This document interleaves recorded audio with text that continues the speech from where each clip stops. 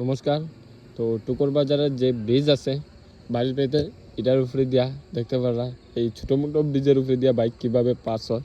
তো আমার সামনে একটা বাইক আইতাছে, তো আপনারা দেখতে পারবা কীরকম পাস হয় এটা।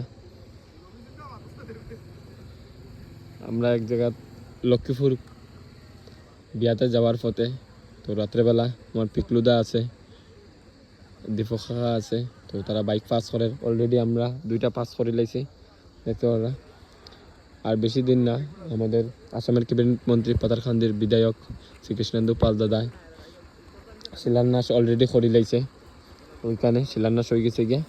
আর বেশি দিন না, এরপরে পাকার ব্রিজ হয়ে যাবো গিয়া। ওই দেখতে পারা আমার পিকলুদা পার করলিছে। কোনো অসুবিধা হয়েছে না তো কাকা? আর আমাদের পাতারকান্দির বিধায়ক তো কইছে শিলান্যাস করে লিছে না নি অলরেডি?